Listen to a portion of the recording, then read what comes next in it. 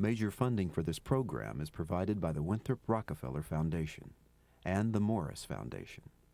Additional funding is from the C. Lewis and Mary C. Cabe Foundation and the Monroe Foundation.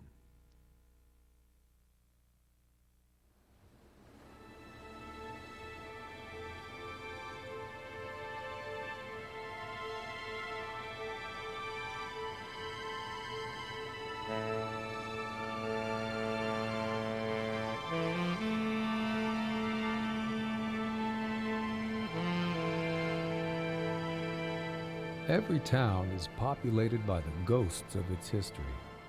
Usually they're hidden beneath layers of modern development or folded in the files of the local historical society.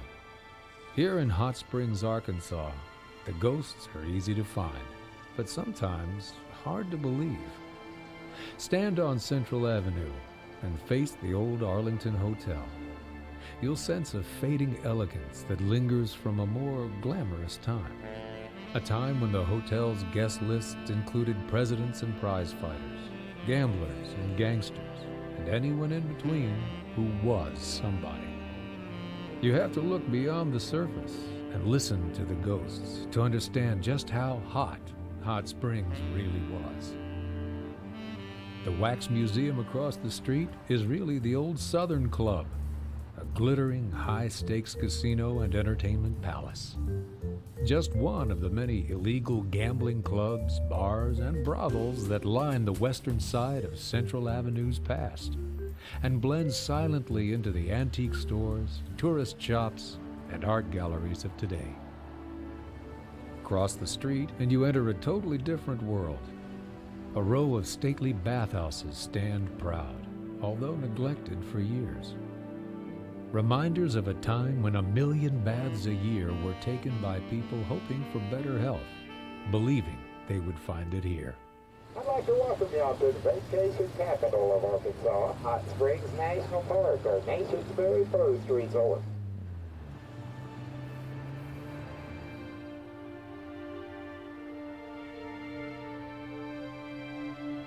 It's obvious to the most casual visitor's eye, the Spa City is not the town it used to be.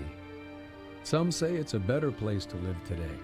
Others remember the exciting prosperity of the gambling era and lament the opportunities lost. This is the story of what happened here and why the town changed. It's the story of the people and the ghosts of Hot Springs, Arkansas, who've made their home in a city of visitors.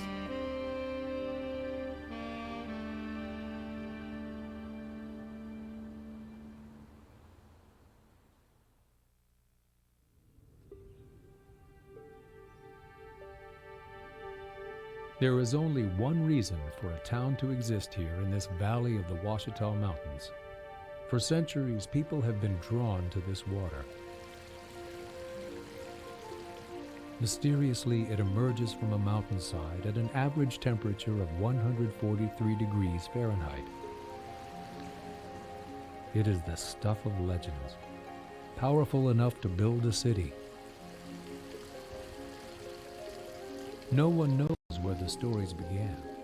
Some say native people consider this a valley of peace, laying down their weapons and bathing together in the healing water. A romantic notion, probably invented around the same time this statue was placed in the men's bathing hall of the Fordyce bathhouse. It depicts a young Indian maiden welcoming the Spanish explorer Hernando de Soto to the springs, although there is little evidence to suggest de Soto was ever here. The first European to see this water was more likely a French fur trapper, one of many who came through here before the Louisiana Purchase. These early visitors told stories about the water's curative properties. One French resident of Louisiana wrote about several somewhat miraculous cures that he had heard about and had witnessed himself, and he even told a tale of how the bears came down out of the Ouachita Mountains to bathe in the waters to cure themselves of the mange.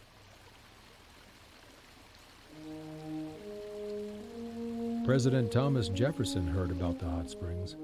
In 1804, 1 year after closing the deal on the Louisiana Purchase, Jefferson authorizes a scientific expedition into the new territory to find and study the legendary water. The expedition's report to Congress is published widely in many Eastern newspapers, and though they make no claim for the water's healing properties, this isolated valley in the Ouachita Mountains becomes, in the minds of many Americans, a place of hope. People were looking for their miracle. They were willing to travel over any kind of obstacles in order to make it to the springs to get a cure. You know, folks just kind of came here gradually more and more until by 1820, the Territorial Assembly said basically, wait a minute, we are afraid that this potential boon for suffering mankind will be monopolized, as have some of the medicinal springs farther east. And we send this memorial, kind of like a petition to Congress, to request that it be set aside. 4 sections of land, with the hot springs as near the center as may be, are hereby reserved as set apart for future disposal by the U.S. government. The people began to collect here to attend the springs and use the waters during the warm weather. We have some dreadful sights. Cripples from all parts of the world, and some of them are certainly natural curiosities. Hiram Whittington, Hot Springs, 1833. They were just bathing in the streams to begin with. And then they wanted to be a little more private, and they would throw up a little shack, and for maybe a quarter you could go there and undress and put on some light clothing and lay in the creek bed, and it looked like that they had just thrown up a bunch of shacks along the creek. They really didn't put any signs up explaining who owned the place and who was supposedly running it. So things developed willy-nilly. Questionable ownership doesn't stop some entrepreneurs from building on the springs. By 1841, John Cyrus Hale is operating a hotel and bathhouse on government land he claims to own. Henry Rector, a future governor of the state, challenges Hale's claim with a land grant inherited from his father and builds a tavern and a bathhouse nearby. The very early bathhouses were sometimes built directly over springs, and steam would come up through the floorboards. But if you look at some of the stereograph cards, and you look at the bathhouse, what they were calling bathhouses back then, you see these wooden troughs or flumes carrying the water down from the springs and into bathhouses. And this was before Hot Springs Creek was covered over. There were piles of boards everywhere and junk being thrown in the creek. In fact, there were cattle and pigs wandering around making it into the photos. And these were photos that were being used to really advertise a spa. Let each come here, for here alone exists the power to save. Here, tottering forms, but skin and bone, are rescued from the grave.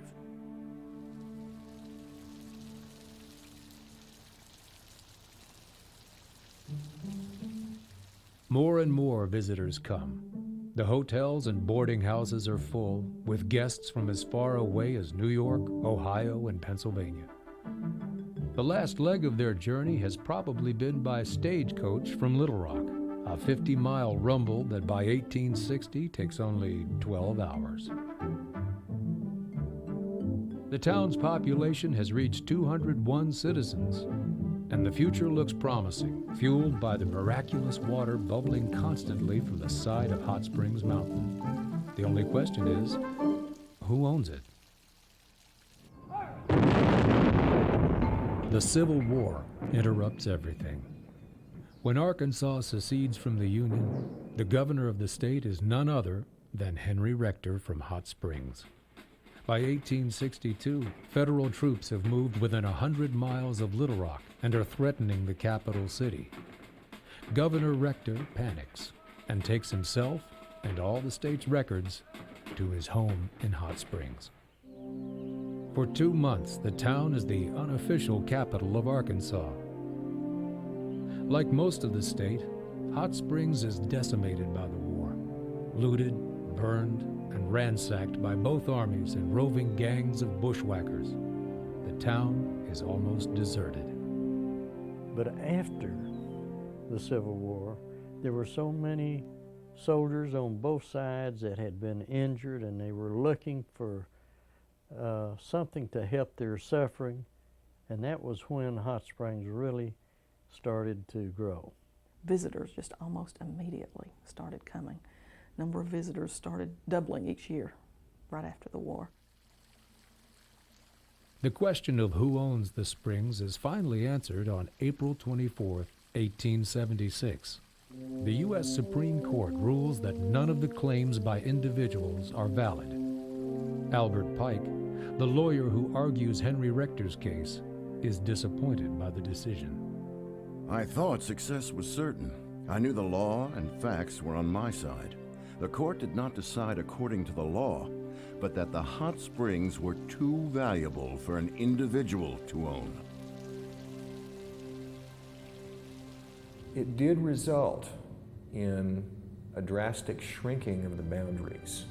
They shrank it down from 4 square miles to basically just a piece of Hot Springs Mountain and a couple of outlying areas. The springs remain federal property. Private bathhouse owners may use the water by building on land leased from the government.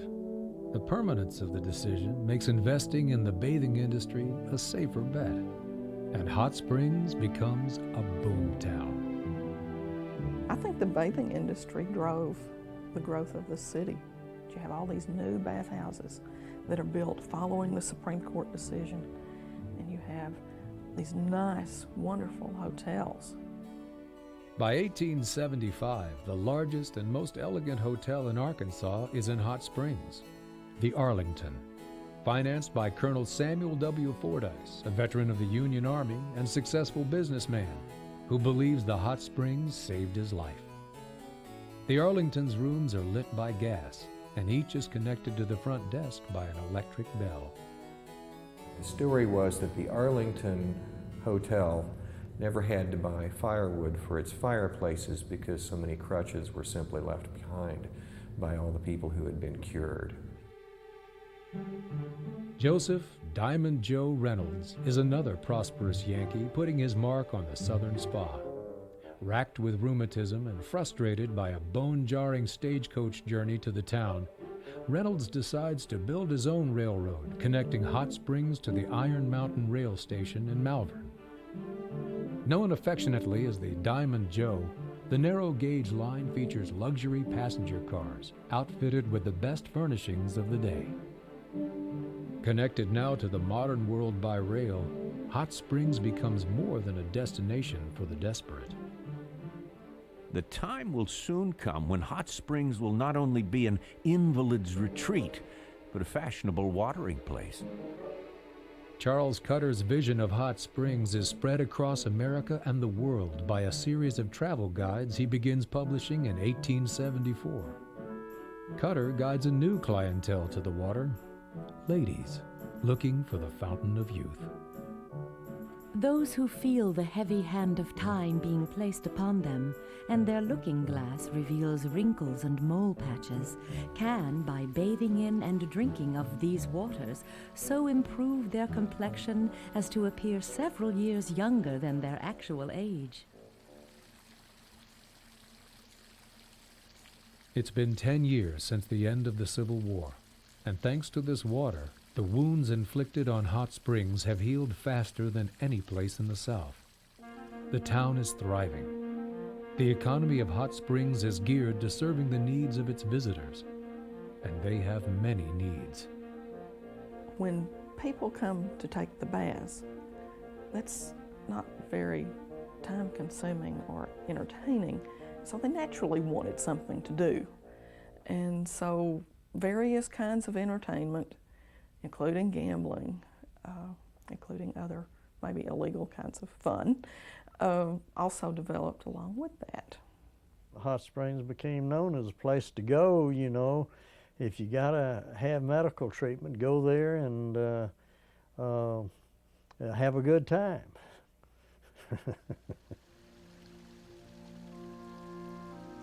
The springs brought people to the area, and it brings a different kind of people for different reasons.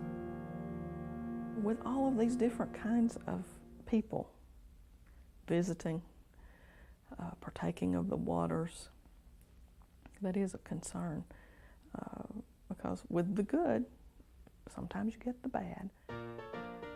Our town is now being flooded with lewd and immoral characters who infest our streets day and night, and by their obscene carriage and vulgar language, render it absolutely disagreeable for persons of respectability to be on the streets. Petition to incorporate Hot Springs, 1875.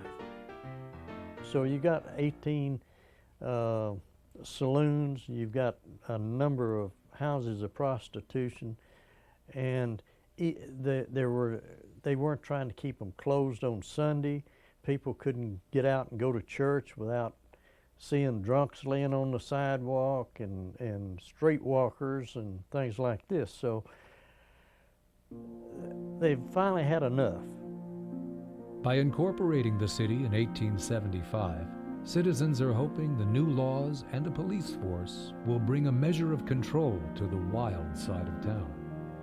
On the verge of becoming America's most popular resort, only one thing is certain: there is plenty of hot water ahead for everyone.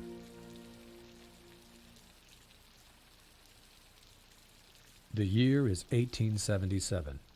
If you have come as a visitor to Hot Springs, Arkansas, you're probably sick and desperate for a cure. I think you could have sensed the hope in the air as people got off at the train station. No matter how much money you had, if you were hurting, you wanted to do what you could to get better. And if it involved coming down to Arkansas, especially right after the Civil War, just 20, 30 years later, I think that took a lot of faith. You just would have had that in the atmosphere here. On the hillside above the town, more than 50 springs pour forth the legendary hot water. Each has been named to reflect the particular benefits it may offer. The Magnesia Springs and the Arsenic Springs are reportedly rich in these minerals. The Kidney and the Liver Springs are said to be good for those vital organs. The Cornhole is popular with folks afflicted with bunions and other maladies of the feet. The women soak in the morning, the men in the afternoon.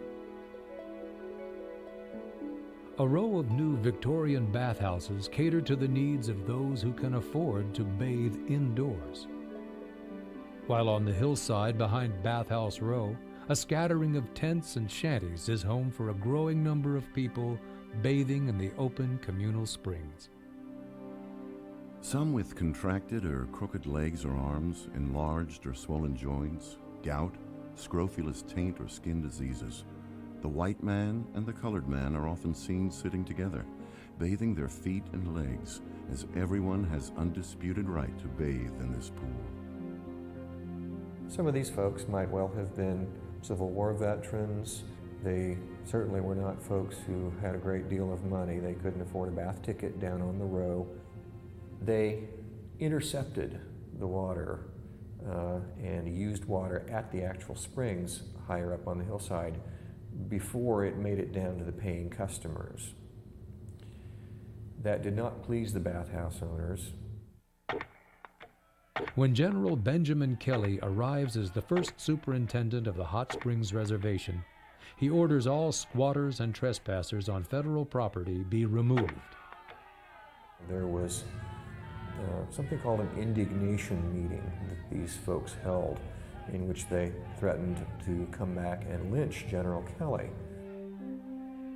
Kelly provides for the construction of a government-free bathhouse over the old mud hole spring to guarantee everyone access to the thermal water. Of all the ailments treated by the springs, one of the most common is a disease people don't discuss in public. They call it neuralgia. That was sometimes a code word. The joke was when somebody said, "I've got neuralgia," the other person, suspecting what they meant, would say, "Well, I've got the old ralgia." And obviously that meant venereal disease of some kind.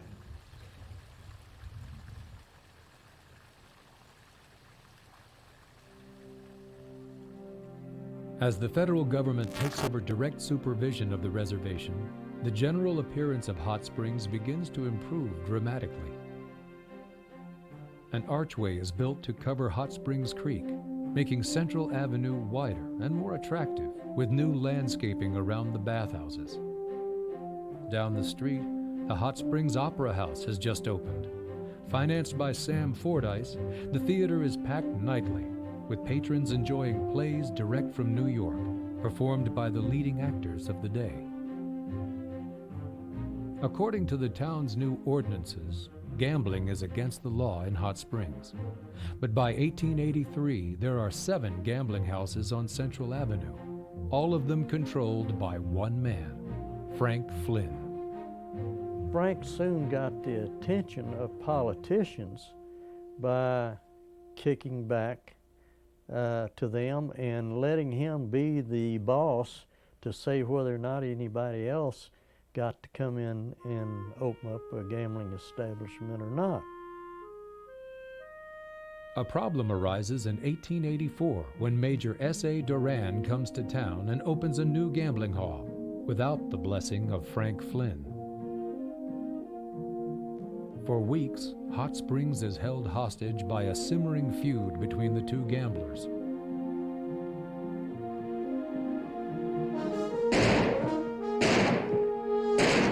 It finally erupts on Central Avenue when a horse-drawn cab carrying Flynn and his 2 brothers is ambushed by Duran's hired gunmen.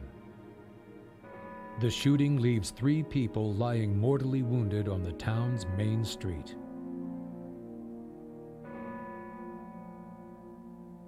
The community really got upset, and they organized what they called the Committee of 13. And it was a committee that was instructed to run all the gamblers out of town. And they did it at bayonet point. And it seemed to work in those early years, that they were able to get rid of the folks that they perceived to be causing problems for their image. And they did want this nice, squeaky clean image, but yet they wanted people to know that they could have a good time as well.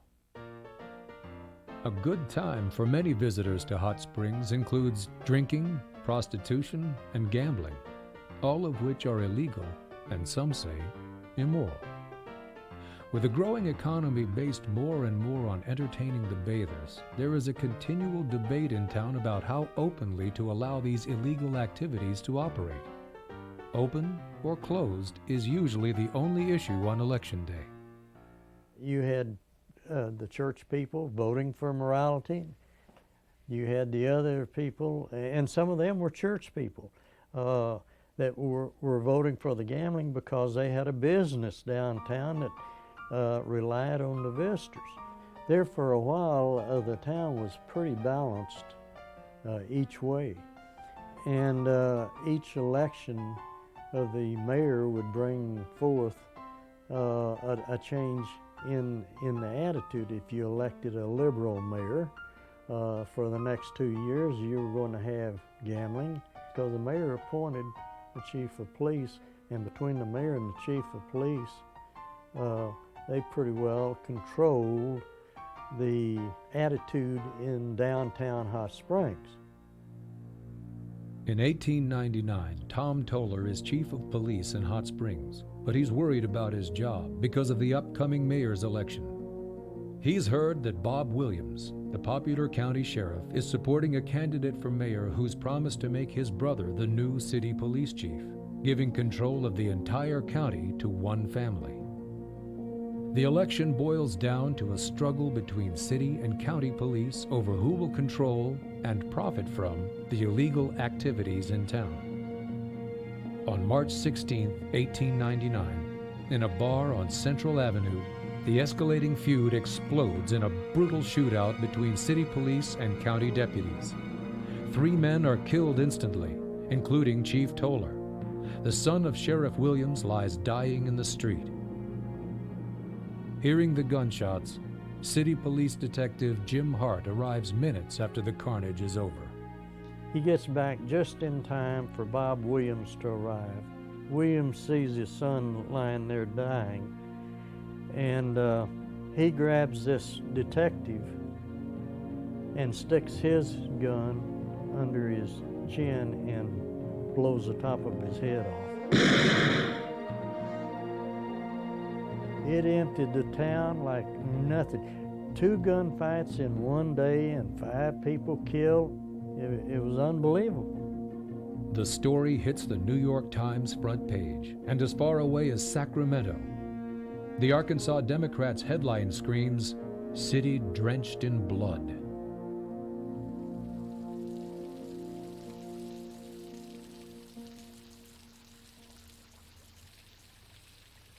Time and the water heals everything in Hot Springs.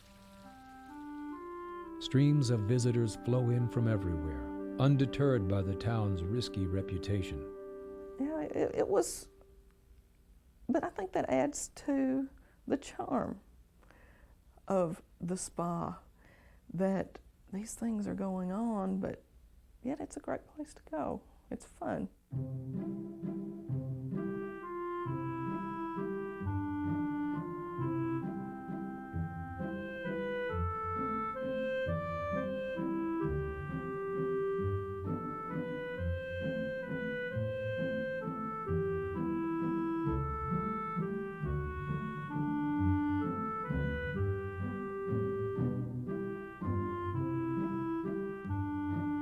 Amid all the pleasant diversions, Hot Springs remains a serious health treatment center. An Army-Navy hospital operates at full capacity. The reservation now has a medical director who sets standards and guidelines for the treatment of bathers. Many come with a doctor's prescription for a series of baths, lasting as long as 3 weeks. Others are here just to relax because bathing has become fashionable. Crowds swarm in these baths. The Negro attendants scramble at the bidding of the bathers. A man becomes a creature of 3 conditions. He is about to take a bath. He is taking a bath. He has taken a bath. Stephen Crane, Hot Springs. By the early 1900s, the most exclusive bathhouses are evolving into palaces of luxury, and the hotels are equally opulent. In a poor southern state still struggling to emerge from the Civil War, Hot Springs, Arkansas is a thriving cosmopolitan playground for America's elite. Oh my goodness, anybody who was anybody came to Hot Springs. It was the place to be because all the other celebrities were here. Glittering stars of film and stage, politicians, presidents, prize fighters, the giants of commerce and industry, they're all here in Hot Springs. Once a year, the hotels are invaded by pirates and Indians and Red Sox. In town for spring training. Babe Ruth uses the baths to boil off the excesses of the off-season.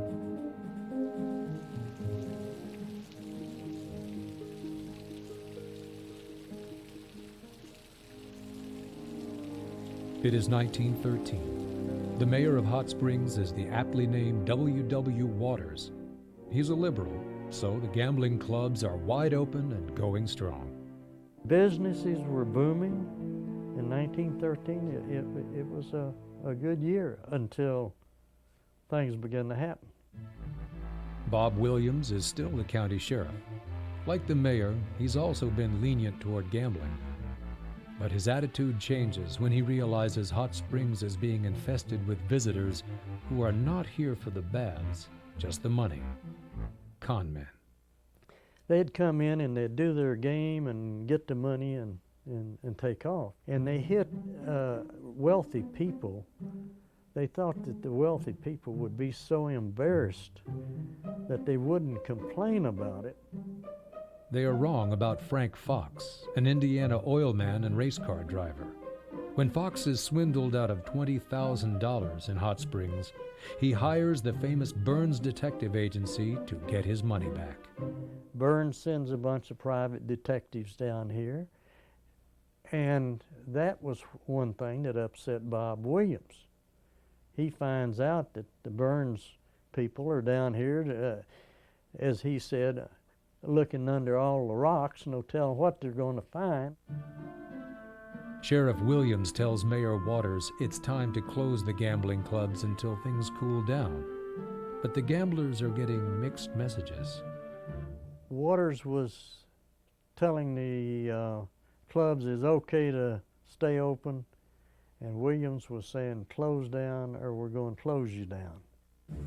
Williams goes on a rampage, raiding the clubs that remain open, hauling away expensive equipment, busting it up, and burning it on the courthouse lawn.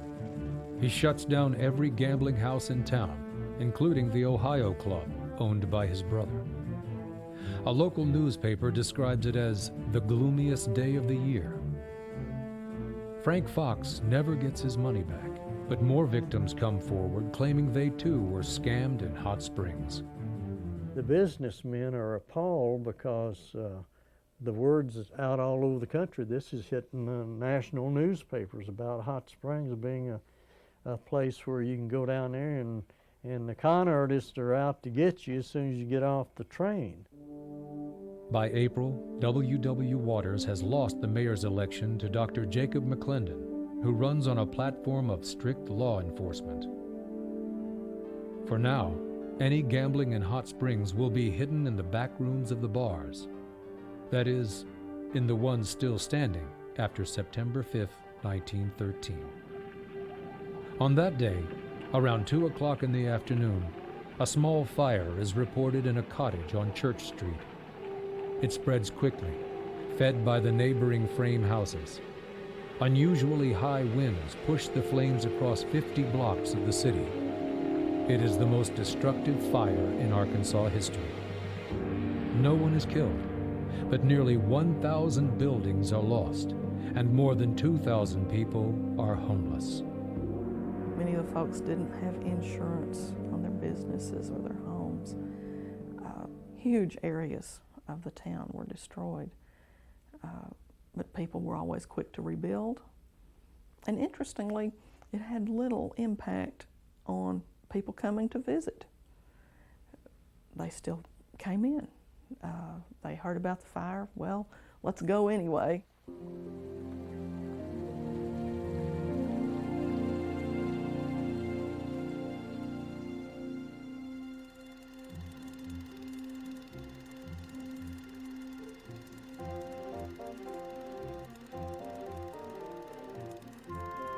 The images of Hot Springs captured in these home movies from the 1920s suggest a modern, urban community where families have plenty of places to go and things to do. It looks cosmopolitan and comfortable.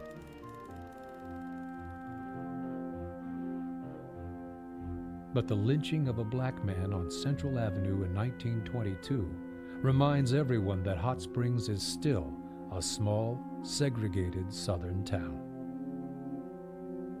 And yet, hundreds of African Americans are coming here because Hot Springs is different. It was a place where you could educate your children, you could build your houses. By being a tourist town, there was a different kind of attitude between the blacks and the whites here that you would not necessarily find anyplace else. There was this attitude of openness, and then all the money was coming from tourists. No one wants to visit and be a part of your tourist town if there's conflict going on any level. They come to rest and to relax, and you know, everybody quote unquote knew their place, because as long as they kept their place, the money would come in and everybody would profit from that. One of the things we always enjoyed doing as kids was walking down Central Avenue looking at the license plates on all of the cars. Here's one from New Hampshire. Here's one from Iowa. Faraway places with strange sounding names, you know. The people in Hot Springs were very lucky because in other small Arkansas towns, the people left in order to receive the culture. The culture came to Hot Springs.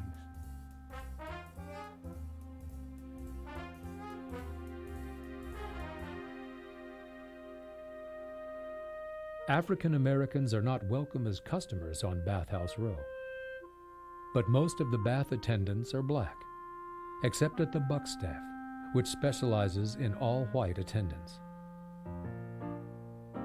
There are places a black visitor can go to bathe in the thermal water. If you're poor, there's the government-free bathhouse. If you have money, you might visit the Pythian, in the heart of the town's thriving black commercial district.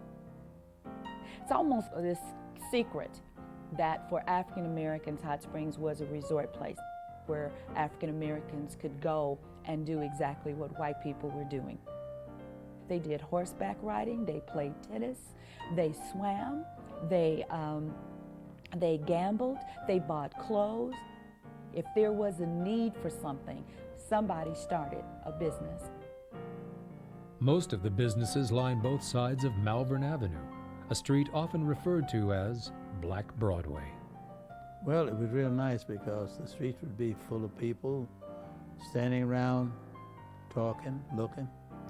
There was always a lot of activity because that was where people went. And people who came from all over talked about the quality of the hotels. They all were owned and operated by blacks.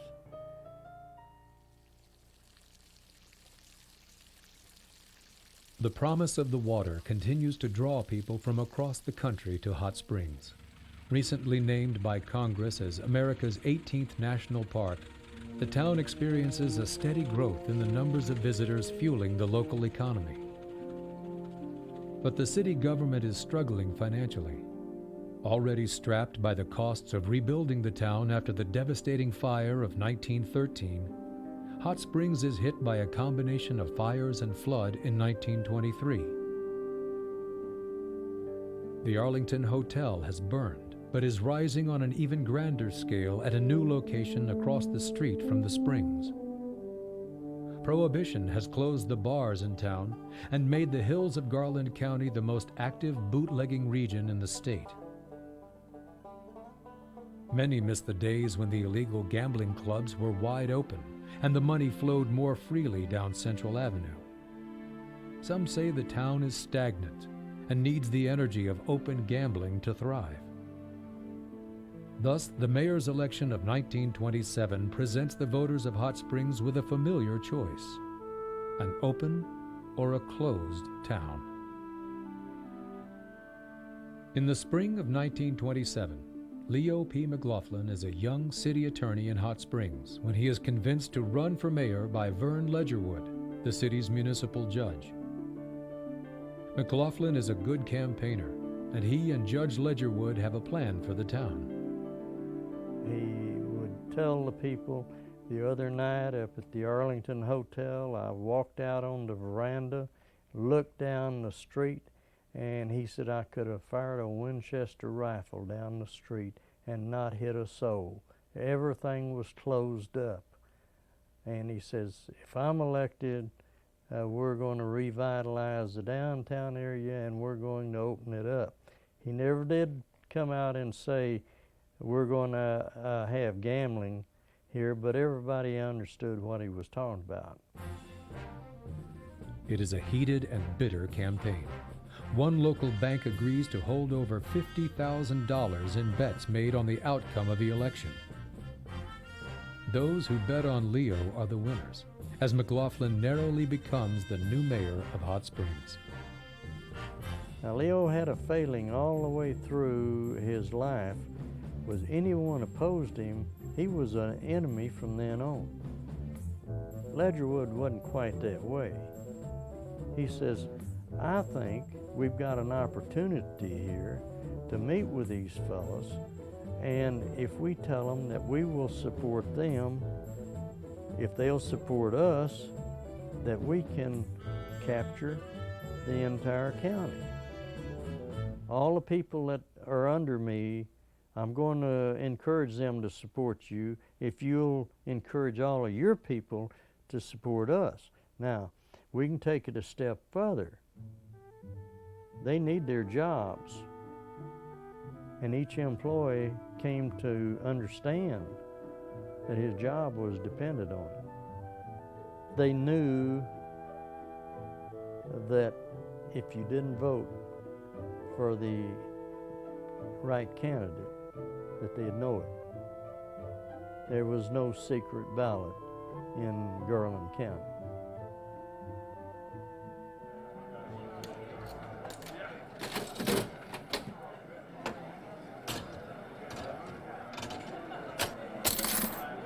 With the unspoken blessing of both county and city officials, open gambling returns to Hot Springs. This time, only a limited number of clubs will be allowed to operate. All gambling will be controlled by one man, W.S. Bill Jacobs, who has an agreement with McLaughlin and Ledgerwood. Let's keep it on a local basis. Do not let foreign money come in here and get control of it, and then first thing you know, we'll be out of it. Although gambling is now open, it is still illegal. Twice a month, the gamblers voluntarily come before Judge Ledgerwood's court, plead guilty, and pay their fines for gambling. The first two charges are misdemeanors, but the third conviction is a felony. To avoid this, they simply change their last names in the court record. 1 month, everyone's named after a color. The next month, a type of automobile or agricultural product. Money from the gambling fines begins to help the city's finances, giving Mayor McLaughlin the means to make improvements in the town without raising taxes. When the people suggest giving the mayor a raise, he would tell them, no, don't worry about giving Leo a raise. Leo will get his one of these days, or words to that effect. People knew that he was being taken care of by the gambling community. From all appearances, Leo P. McLaughlin is the perfect mayor for Hot Springs. He was a very nice-looking man. He was tall, fairly thin, always impeccably dressed. He wore his hat cocked on the side with this side down and this side up. Always wore a boutonniere. Loved publicity. Loved having his picture in the paper. Leo is becoming one of the town's most popular tourist attractions, with his daily carriage rides downtown, pulled by his horses, scotch, and soda. The word would go down Central Avenue, the mayor's on his way up, and by the time he'd get to the Arlington Hotel, people would boil out on the street, and he'd pull his buggy over and shake hands with everybody, and they loved it. And he was Mr. Hot Springs.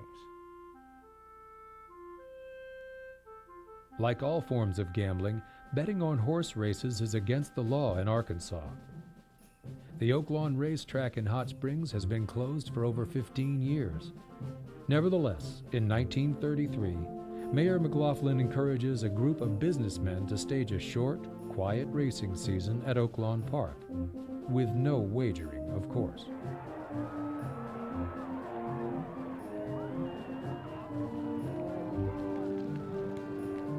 It is enormously successful. The track sends a percentage of the illegal profits to the state of Arkansas as a voluntary income tax. It's enough to persuade the state legislature to allow betting on the thoroughbreds to continue legally at Oaklawn for a limited time each year. And Hot Springs becomes a city that moves to the rhythms of the racing season when the numbers of visitors multiply. During McLaughlin's first 3 terms in office, the Hot Springs skyline has been transformed by a new Army-Navy hospital and the 16-story Medical Arts Building, Arkansas's first skyscraper. And this is all in the midst of the Depression. Whether we agree with McLaughlin and his machine's tactics, whether we like him and what he stood for, we can't argue with how many improvements took place in the city itself during his time in office, because things just changed greatly. Downtown Hot Springs buzzes 24 hours a day during the racing season. And every night there's a full house at the Belvedere, a glittering new cabaret and casino boss gambler W.S. Jacobs has opened on the outskirts of town. Featuring gourmet food and big-name entertainment, Club Belvedere caters strictly to the high rollers. It's maddening. Count Ray running neck and neck. Into the stretch. It's maddening. First by less than a length. Flutter up. Young John moving up on the outside. Northern Star is fading. And Young John running stride. On warm days, a chorus of unusual sounds can be heard drifting from the open windows of the gambling clubs on Central Avenue, as the results from horse races across the country are announced to the gamblers inside. The 7th race at the Santa Anita racetrack. The winner is the number 3 horse, Matthew. One of the most famous of the horse books is operated across the street from the Arlington Hotel, upstairs in the Southern Club.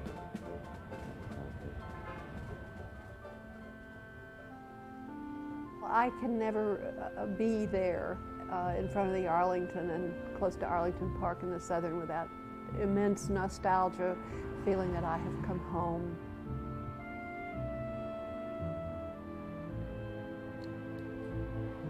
Shirley Abbott is a writer from New York who grew up in Hot Springs. She returns occasionally to visit with family and to remember her father, who worked at the Southern Club handling bets as the cashier. He always was so well turned out. I mean, he dressed just like a banker to go downtown and work in this illegal business. It was such an exotic world that my father worked in. And I knew it was illegal. I knew he could be arrested any day. When I said goodbye to him on a summer morning and he went off uptown in his ice cream suit, my mother and I both knew that he might be in jail by the end of the day, but we were proud of him anyway. Everybody in town knew what was going on. There was no illusion about that. I mean, you couldn't not know. And we knew that we were thriving off something that was completely against the law. And a lot of people really loved that. And would say, well, you know, this is what keeps the town prosperous. Where would we be without it? We have to have this. We have to have it.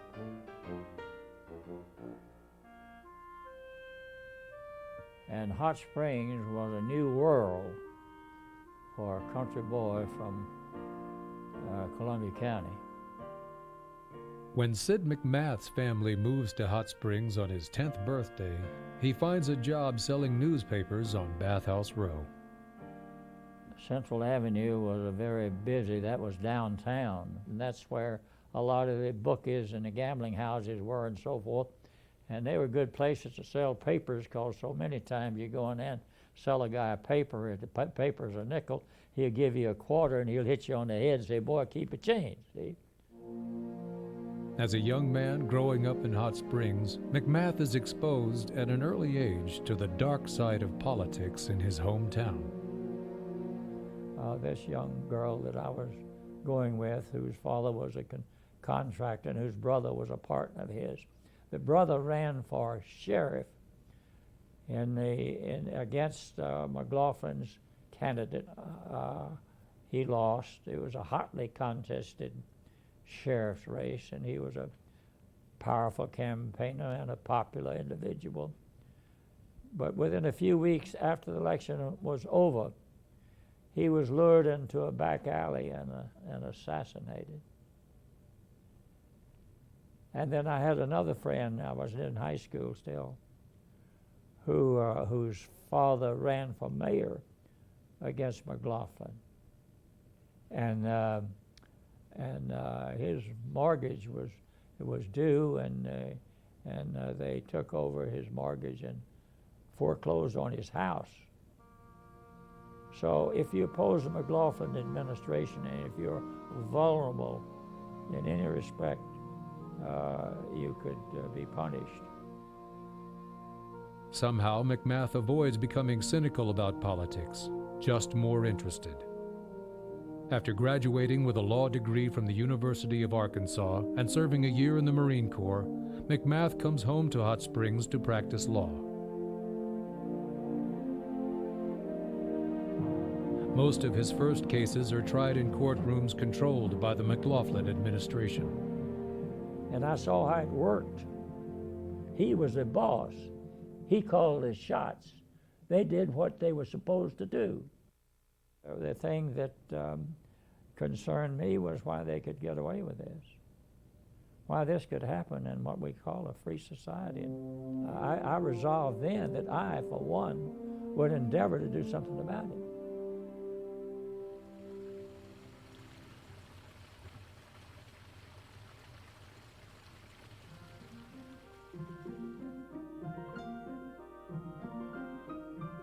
Visitors to Hot Springs aren't too concerned about the town's politics. Many are here because of illness, hoping the hot water will cure them. The number of baths given on Bathhouse Row is approaching 1 million a year. The town's new slogan is, "We bathe the world." In 1936, Hot Springs swells with pride and people as President Franklin Roosevelt comes to town to celebrate Arkansas's 100th birthday. As the nation's most popular health resort, the city is accustomed to entertaining the rich and the famous, as well as the rich and the infamous, a roll call of America's most notorious gangsters. And they thought, wow, if it's that hot, we better be going there too. All the rich people in America go there, and they bring their private railroad cars down to Hot Springs, and they got gambling and liquor down there, and they can go to Hot Springs and no one knows who they are. Mayor McLaughlin welcomes the shady visitors with some conditions. Fellows, come on down and have a good time. Do not hassle the local people. Spend your money, get out on the lakes and fish, use our golf courses, have a good time, but don't create any problems. Al Capone is one of the first gangsters to discover the relaxing pleasures of Hot Springs, reserving the entire 4th floor of the Arlington Hotel for his entourage. Capone gambles at the Southern Club, parties with the prostitutes, and takes the baths, possibly to ease his suffering from syphilis. One of Hot Springs' newest residents is Oni Madden, a gang leader from New York City, former owner of the Cotton Club, and convicted murderer.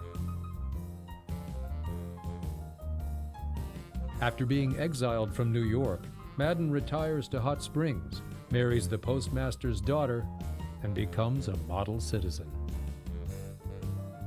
Mayor McLaughlin and Judge Ledgerwood are quick to visit Madden to explain that he's welcome here as long as he stays out of the local gambling business.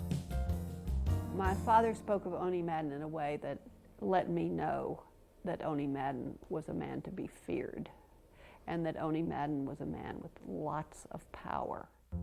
He said, you know, they say Oni Madden just lives here, that he's, you know, happily married to a nice Hot Springs girl and he's just another citizen, but that's not so.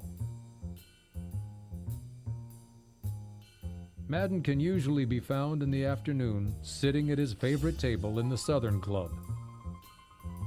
Every gangster who comes to town makes a point to check in with Oni.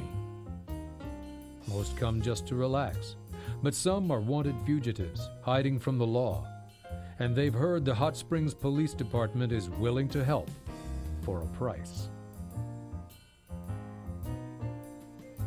In June of 1933, Hot Springs Police Chief Joe Wakeland is alarmed to hear that FBI agents have arrested Frank "Jelly" Nash on Central Avenue and are taking him to Kansas City. Wanted for bank robbery, Nash has been paying Wakeland and his chief of detectives, Dutch Akers, protection money. In Kansas City, as the agents are taking Nash from the car, they are gunned down by mobsters, tipped off by someone in Hot Springs. After the Kansas City massacre, FBI Director J. Edgar Hoover does not trust the Hot Springs Police Department. His suspicions are confirmed 3 years later when one of America's most wanted criminals is arrested here, despite the efforts of local police to protect him. Indicted for running a prostitution ring by the state of New York, Charles "Lucky" Luciano heads for Hot Springs, where a vacationing New York City policeman accidentally spots him, strolling down Central Avenue with none other than Detective Dutch Akers.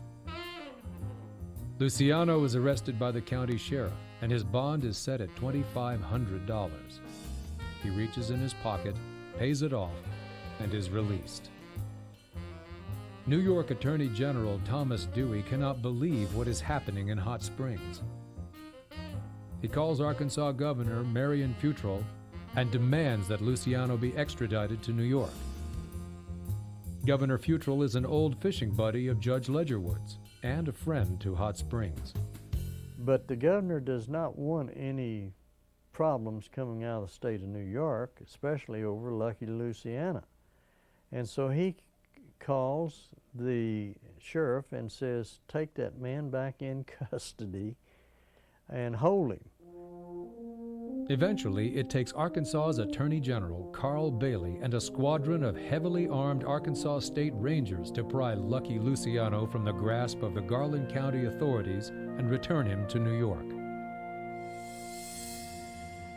In the meantime, the FBI has been closing in on Alvin "Creepy" Karpus, identified by J. Edgar Hoover as public enemy number 1. They know he's somewhere in Hot Springs, but he always seems to be one step ahead of them. When Karpus is finally arrested in New Orleans, there is enough evidence to convict Police Chief Joe Wakeland and Detective Dutch Akers of harboring criminals in Hot Springs.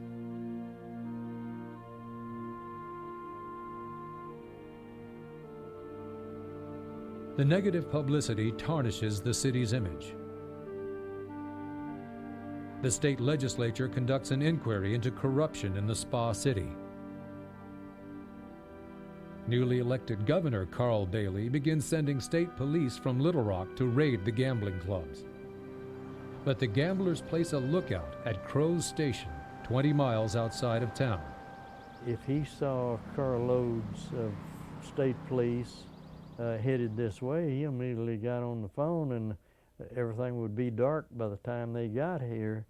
They'd be shut down, and they could shut down in a hurry. The outbreak of World War II seems to turn people's attention away from the problems of Hot Springs, Arkansas.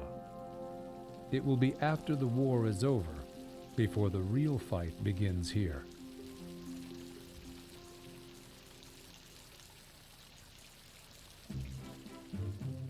In 1945, at the end of World War II, Hot Springs, Arkansas does not appear to be a town on the brink of change.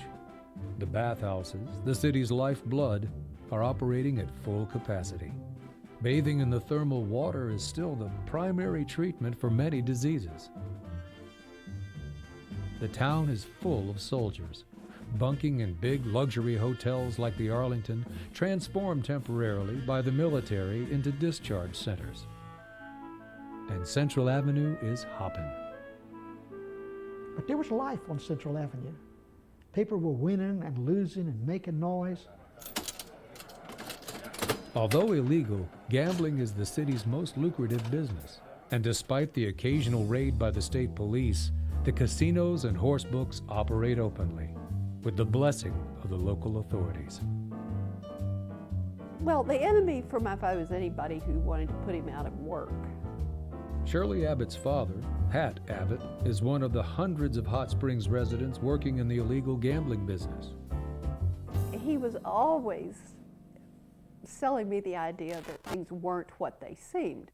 That civics book you're studying there says that things work in such and such a way. That's not how they work. Let me tell you how they really work.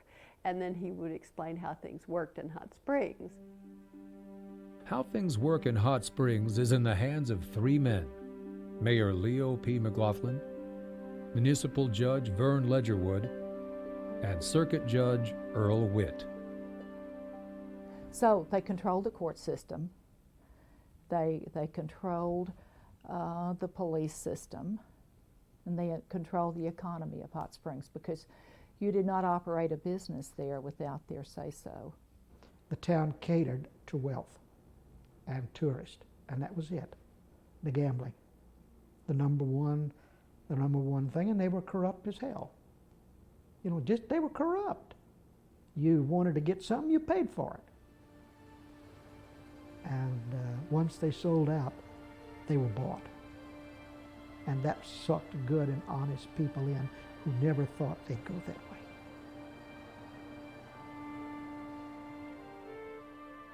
Q. Byram Hurst is one of the GIs returning home to Hot Springs. His father is a local minister and an outspoken critic of McLaughlin and illegal gambling. But the younger Hurst is more dismayed by the lack of opportunity in his hometown for a young lawyer interested in politics. When we all got home, we were so independent that we didn't know what to do before. But this time we had seen too much during the war, and we had determined to turn Hot Springs over to the people. Sid McMath was the leader. Sid McMath was a crusader. Sid McMath wanted the change. He is the one who brought the others into it. He is the one who convinced them that they could make a change. The GIs, as they call themselves, decide to field a slate of candidates to run against the McLaughlin machine in the 1946 Democratic primary election. This will be the first time in 10 years for many of the incumbents to face opposition. But no one in the McLaughlin camp is very worried, because they also control the elections. They were afraid to vote against McLaughlin's people because they knew that he would know how they voted if he wanted to find out. And of course we had good people in Hot Springs, but they were intimidated. Intimidation works pretty well in a town like Hot Springs, where the livelihood of so many people depends on illegal activity. But fear is not enough to completely control an election. For that, the McLaughlin machine uses the poll tax, an Arkansas state law that requires a person to pay for the privilege of voting. It was legal in Arkansas for a person to go to the courthouse, buy a block of poll tax receipts, and give them to whomever. Problem was, if you could do this for legitimate voters, you could also do it for those who were not legitimate voters. McMath and the GIs know their only hope of winning the election is to expose the blocks of phony poll tax receipts forged by McLaughlin supporters. They got a list of names. They started going door to door and asking people if they had actually signed these poll tax receipts. Found people who said, "Nope, not me."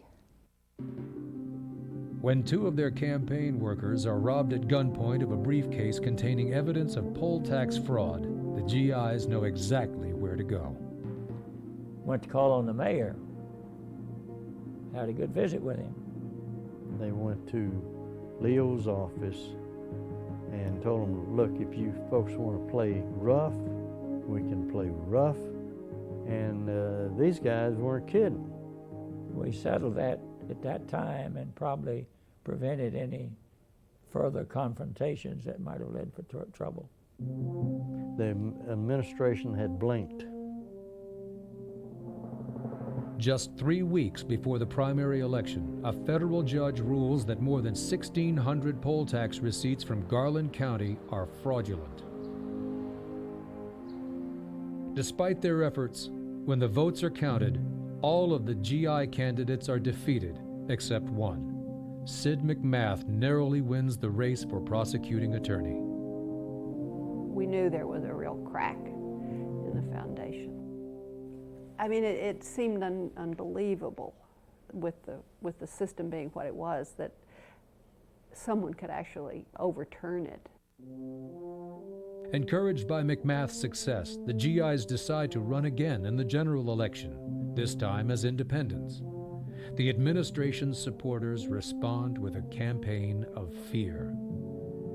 There were people whose jobs were threatened. I mean, little people, waitresses, gas station attendants, little people who were threatened that if they supported the GIs, they lost their job. And they'd call us and threaten us, and so just remember, you have a young daughter, you know, things like that. And as I go back now, I really don't see how in the world we got all through it, because at that particular time, it was so important to us, you know. We were just going to go ahead anyway. The GIs mount a determined and energetic campaign, led by the charismatic McMath. As I was walking along one evening, I walked, I know, for several blocks, and every house, it seemed, had its radio on, and it was loud enough that I could hear who was speaking, and it was me. The question now before you is whether you are going to govern yourselves in this community, or if you are to be ruled and regulated by McLaughlin in accordance with... And I said, well, now that's encouraging. They've got their radios on, and they not mind if their neighbors hear it. And so I think we've got a chance to win this thing. McMath's instincts are true. The GIs capture 6 of the county's most powerful political positions, leaving Mayor McLaughlin and Judge Ledgerwood still holding their city offices, but no longer in control. Unprotected and uncertain about how the GIs will handle illegal gambling, the casinos quietly close down. Vern Ledgerwood decides that after serving 34 years, he will retire as municipal judge. But Leo P. McLaughlin announces he will run again for his 11th consecutive term as mayor. In one of his first acts as prosecuting attorney, Sid McMath calls for a grand jury investigation of corruption in the McLaughlin administration. Indicted on 32 counts, McLaughlin is arrested while sitting in his favorite box seat at Oaklawn Racetrack. He decides to drop out of the mayor's race, ending a reign of 20 years to concentrate on his defense. The trial is moved to Mount Ida, the neighboring county seat, in the hope of finding a jury whose judgment will be unclouded by connections to Hot Springs. The courtroom is packed as the testimony reveals a depth of corruption in the McLaughlin administration that shocks the average citizens of Hot Springs and Arkansas. And every sordid detail is reported by the national press. One of the most embarrassing things was that Life magazine covered it, and my father had been an avid reader of Life, and here we were being laid out in Life magazine, and it was just almost more than he could bear. Despite the overwhelming evidence presented by Prosecutor McMath, the jury returns a verdict of not guilty. In an interview recorded late in his life, Vern Ledgerwood remembers how he and Earl Witt did everything they could to influence the jury not to convict. McLaughlin could have gone to the penitentiary if we hadn't all helped him out there, and he wasn't any more guilty than anybody else. He's been in office, circuit judge, sheriff, and everybody else.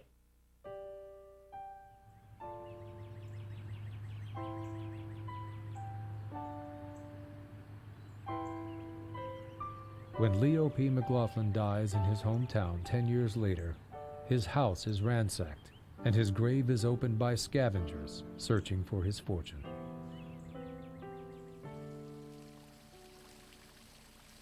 By the early 1950s, the mysterious thermal water that has nourished the growth of hot springs is beginning to lose its magic. The number of bathers on Bathhouse Row is dropping noticeably every year. With the discovery of antibiotics and other modern medicine, doctors are no longer prescribing the baths. Sid McMath's political star rises quickly. He serves only one term as prosecuting attorney before being elected governor of Arkansas, leaving behind the rest of the GIs to deal with the persistent demand for the return of illegal gambling to hot springs. Some of the GIs are for it. I really thought the benefit of the county that gambling would, we're so used to it that we had to put up with some of it anyway. During McMath's tenure as governor, gambling begins to reappear in Hot Springs, but most of it is hidden and out of sight. That all changes in 1954 with the election of a new governor, Orville Eugene Faubus. He sends a different message to Hot Springs. As he put it, gambling was a local issue and he was not going to have any part in it, meaning, okay boys, you can open up again. He wasn't too worried about the political fallout because he knew that in the state generally, people just didn't care. Given the green light from Governor Faubus, gambling returns like never before in Hot Springs. Old clubs reopen and new ones are built. Slot machines are everywhere. There are rumors of a weekly cash payoff from the gamblers delivered directly to the governor's office in Little Rock, but no one can prove it. One thing is certain, gambling is back, and the Spa City has come up with a way to cash in. The city passed a tax on illegal business. You were paying a amusement tax for running a illegal bar, a house of prostitution, a gambling casino, and they used that like to pay the streets, public works, pay salaries, everything. And so that made it not so much of a crime. By 1960, the gambling industry in Hot Springs is raking in more than $100 million a year. The owners of the illegal gambling clubs are considered legitimate businessmen in town. They belong to civic organizations and contribute generously to local charities. They build glittering new nightclubs like the Vapors and bring in a variety of big-name entertainers. Many visitors come just for the shows staged in the illegal casinos. Alta Faubus, Orville's wife, liked to go to Hot Springs, but she knew she wasn't supposed to, and she did not want to be seen there. And she was sitting there with her friend and a kind of bodyguard, I guess, when somebody got the microphone and said, "We have a very distinguished visitor here tonight, Mrs. Faubus. Would you stand up?" Miss Faubus and blew her a cover. The water is not the only thing heating up the Spa City. With gambling open again, Hot Springs becomes a mecca for some of the biggest names in organized crime. When I transferred with the FBI to Hot Springs, some of the old agents said, "Clay, don't buy a home down there." And I said, "Why?" They said, "Well, you won't be there long." Said, "It's too hot, too much of a hot spot." It was a 15 to 18 hour a day job. I remember one night getting up, I just threw a suit on over my pajamas and I stayed that way for 2 days, picking up fugitives and going from here to there, and it was a madhouse. Although gambling is against the law in Arkansas, the FBI agents have no jurisdiction here because there's no federal law against gambling. Yes, we walked in all the gambling establishments every night practically. Hey, how come this isn't being enforced? Anyone could have closed them. The chief of police, the sheriff, the prosecutor, the judges, the governor. In Washington, D.C., Hot Springs becomes a hot topic at the Senate hearings on organized crime, chaired by the senator from Arkansas, John McClellan. In 1964, the hearings result in the passage of new federal gambling statutes aimed directly at Hot Springs. I got a call from FBI in Washington. They said 2 individuals, assistant attorney generals, were leaving that day to come to Hot Springs. That night, I took them to some of the casinos. I took them to mainly the Southern Club, the Vapors Club, and the Belvedere. The last place we went to said, "We've seen enough. We don't need to see anymore, so let's go to the motel." So on the way to the motel, they asked me if I could call a press conference the next morning. At the press conference, the FBI describes Hot Springs as the largest illegal gambling operation in the country. A warning is issued to all elected public officials. Failure to enforce the local laws against gambling is now a federal offense, and a grand jury will soon be investigating those responsible for Hot Springs. The Arkansas State Legislature responds quickly with a resolution calling for all illegal gambling in Hot Springs to be shut down immediately. Governor Faubus agrees, and on March 28, 1964, by order of the governor, all the casinos in Hot Springs closed down. For a while. For the first time in his 10 years as governor, Orville Faubus faces a viable opponent in the upcoming general election, Republican Winthrop Rockefeller, who has adopted Arkansas as his home state and made gambling an issue in the campaign. And the basis for talking about illegal gambling in Hot Springs was the hypocrisy that it represented. He knew, we all knew, that what was happening is the state police, when they were going to make a raid on Hot Springs, the gamblers would be tipped off, they would hide all their stuff, the raid would take place, nothing would be found, the state police would come back to Little Rock, and the gamblers would get all the slots out and get going again, and business as usual. Faubus defeats Rockefeller in the 1964 election, and for the next 2 years, the gamblers continue their elusive dance around the occasional visit from the state police. Illegal gambling in Hot Springs becomes a national news story. When a reporter from the Washington Post runs into Governor Faubus at the Arlington Hotel, he asks him about the illegal gambling in town. And the governor said he didn't know of any illegal gambling in Hot Springs himself. As far as he knew, it was all shut down. The reporter walked out of the Arlington Hotel, crossed Central Avenue, and went into the Southern Club, where the gambling was just wide open that day, middle of the day. But it got to be almost laughable. Not everyone in Arkansas is laughing. Winthrop Rockefeller decides to run again for governor in 1966, promising to permanently close the illegal gambling in Hot Springs. Orville Faubus announces he will not seek re-election. And in 1966, Winthrop Rockefeller becomes the first Republican to be elected governor of Arkansas in over 90 years.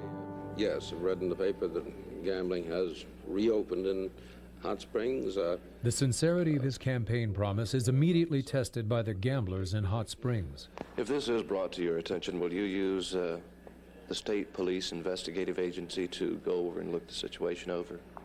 Yes, I've always taken the attitude, and I certainly proved it by taking my oath of office, that I will enforce the law. The law does not permit open gambling. This time, the state police raids will be different. No tip-offs. We're going to go in there and get the machines, beat them up. Make a big deal out of it. Show people in Hot Springs that we're serious. And that's what he did. It was quick and dirty and clear that this era is over. It's over. And people that weren't gamblers themselves, well-meaning people, business people, you know, in effect prevailed on him to take it easy, Governor. I mean, my goodness, you know, you're killing us, you know, in effect. But he was not dissuaded by any of that. He was determined, and he stayed with it. Some people said, the town will die. Hot Springs had to find a new identity. The gambling was gone, its entertainment was gone, bathing was in decline. You know, where do we go from here? Many in Hot Springs believe the only hope for the city's economic future is for the state to legalize gambling. The people of this state, I mean all the people of this state, said we do not, absolutely do not, unequivocally, do not want gambling in Hot Springs and in Garland County. Somehow, despite vocal opposition, State Senator Q. Byram Hurst manages to get a gambling bill passed by both houses of the state legislature. When the bill goes to Governor Rockefeller, it sits on his desk until the day before it will become law without his signature. Rockefeller vetoes it, ending all hope of legalizing gambling in Hot Springs.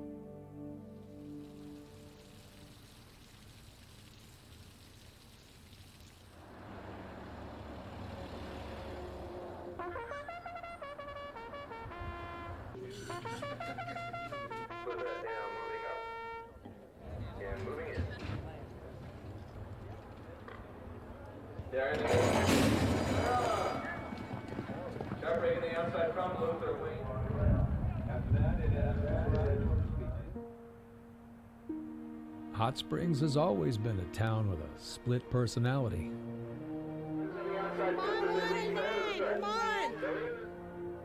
Today, the horses are still running at Oaklawn Park. Come on. And like the old horse books, you can bet on races from all over the country. But there's no more gambling on Central Avenue. The old Southern Club is a wax museum, and the Vapors is a church. On Malvern Avenue, the National Baptist Building, where once upon a time Duke Ellington's band played late into the night, is boarded up, and Black Broadway is just a memory. People still believe there's something special about this water, and visitors line up to bottle it and take it home. But only one bathhouse is open for business. Another is a museum. The rest are empty and crumbling in the steam, patiently waiting for renovation. If you stand on Central Avenue and face the old Harlington Hotel and listen, you can hear the ghosts of Hot Springs arguing about what might have been.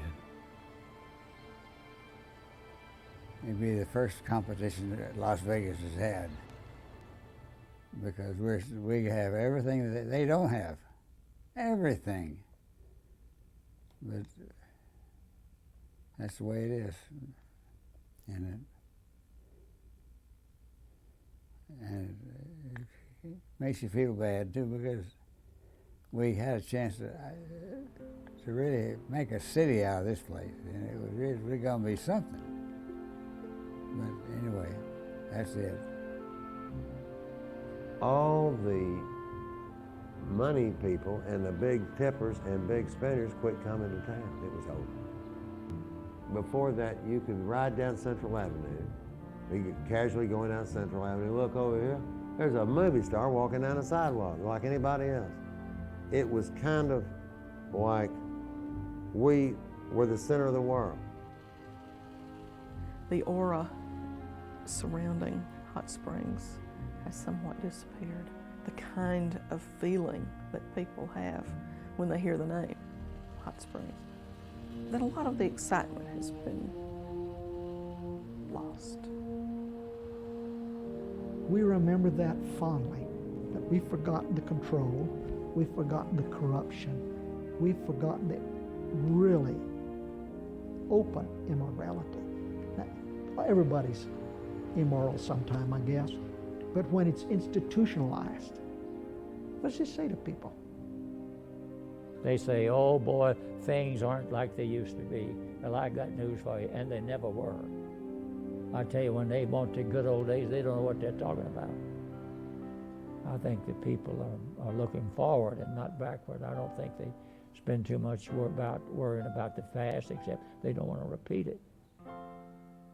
Hot Springs never had much industry, and so we've had to rely on the visitors, and we still rely on them. They come by the droves. They're coming in greater numbers every year. If you go downtown during the months of June and July and the early part of August, you'll notice how crowded the streets are. They're not vacant.